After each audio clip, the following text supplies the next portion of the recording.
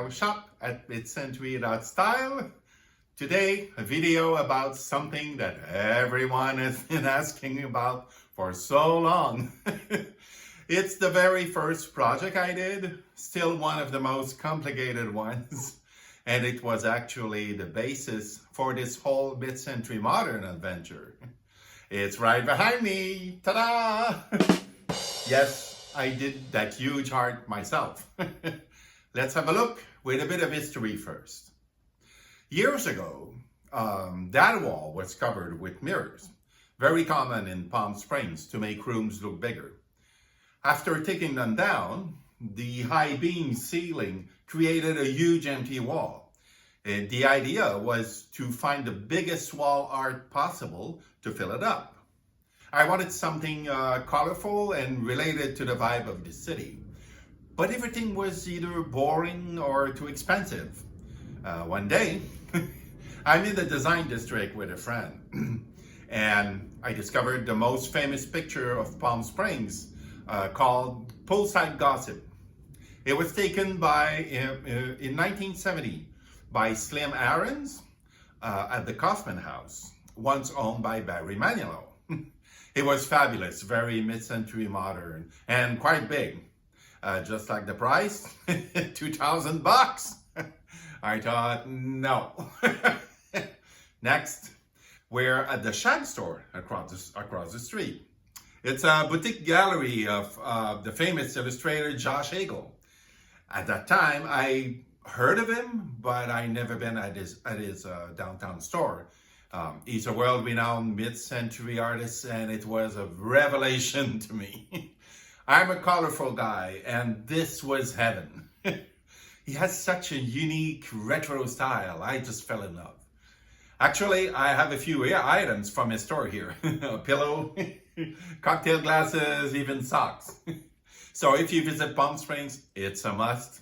Or go look him up at shag.com. So when you're famous, it's not cheap, right? He did not have the oversized frame that I was looking for. But even if he did, it would have been way too much for my wallet.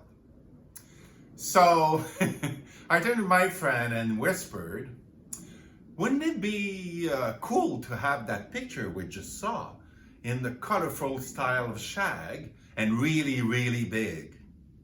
He looks at me, hey, you're a graphic designer. Why don't you do it yourself? And I thought, you know what? Why not? And oh boy, what an endeavor. Let me explain a bit. Because you might want to try to do something similar yourself, even if it's much simpler. I found the photo online to use as a template. I was lucky to find one big enough with all the details. After that, I researched Shag to immerse myself with his style. I then picked trees, plants, and details to add to the photo. I traced all of this by hand in Adobe Illustrator and colorized the whole thing in Shag style. This took forever. And it was much harder than I thought. But the result was really worth it. And now I could make it any size I want since it was made of vectors. I can tell you this, it's huge. It's about 6 feet by 4 feet.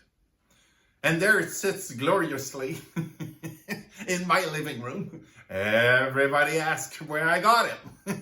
Of course, you can't sell this for obvious copyright reasons.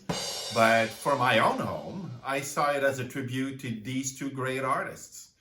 I hope Shag feels the same way if he sees this video. Actually, I'm not an illustrator at all, and that's why I traced over a photo. But Shag was such an inspiration for me. He truly found his niche, and in a way, that inspired me to give my own take on the mid-century modern style, but more in a design-oriented way through my products. As you can tell, this frame is not your typical Sunday project. Now about that print. Back then, I was only here part-time, so I was afraid an expensive frame would suffer from the extreme summer heat. It's the desert after all. That's why I had it printed on a commercial banner by Vistaprint. You know, the kind of huge outdoor banner that says, "We're hiring," and that can withstand the elements? It's not sexy from up close, but it won't flinch. Once I got the print delivered, I needed to frame it. I made a detailed plan, went to Home Depot for supplies, and put it all together by stapling the print and adding wires. I stained the wood with shoe polish, an old carpenter's trick. So I took it down to show you a few details, give you a few tricks. You'll see how it's made here in the corner. There are 3 parts. The inner frame is for stapling. The middle thing here is like a little recess because it makes it nice. It's only small moldings that I bought. And that's the other frame. Okay? Oh, whoops. Now you see that it moves inside of it. There's a reason for that. That's because I got lazy. Hey, by the way, if you hear some sound in the background, we're having hail today, and I got tired of waiting. So we might come back. Okay, so I got lazy because I put screws here to tie this with this and this. And there's one at the top, one on each side. But I thought, you know, there's no need to screw it all up all around because it's going to flatten itself anyway once on the wall. And you see, it's homemade, it's not perfect, it doesn't matter. Because it goes over there, it's very big and it's from afar and it doesn't show at all. So, you know, sometimes don't worry about too many details. So here you can see how I tied together the corner. Maybe that's why they're not perfect. You see how it was stapled on the inner frame. And this is because I numbered every piece of wood. Because when I tried it on the floor, it didn't quite fit the first time. So I wanted to number my stuff so I can move around and not mess with it. And screw it afterwards easily. And I used this for the corner. Although the plan calls for an extra piece of wood here, I found that which is much better. Well, we're having an airplane now. Again. And this is how I did the corners. And that's the hooks for the wire. That's very sturdy. And make sure you get a really solid wire. I doubled it just in case because I didn't want this to come down with an earthquake. It's quite heavy, you know, it's really big. And here you'll get a better view of the texture of this vinyl, you see? But the reason it shows now, I did it on purpose. I'm perpendicular with the light, so it really shows a lot. But with the print on the front side, it doesn't show at all. And you know what's nice about this material? I can vacuum it with my wireless Dyson. Find me a piece of art you can do that with. And that's it. That took about a day. After a few years, it's still as sound and vibrant as the first day. Now you may wonder, what's this little guy here? I was so happy. I wanted to share the story behind it and credit the artists, like museums do. I wrote a short description, bought the little frame, and hung it there. So when people visit for the first time, they all go nuts about this art and ask where I got it, and often mention Shag. That's when I tell them to go read the little frame, which goes like this. Inspired from the 1970 photograph Poolside Gossip by Slim Aarons, shot at the Kaufman House in Palm Springs.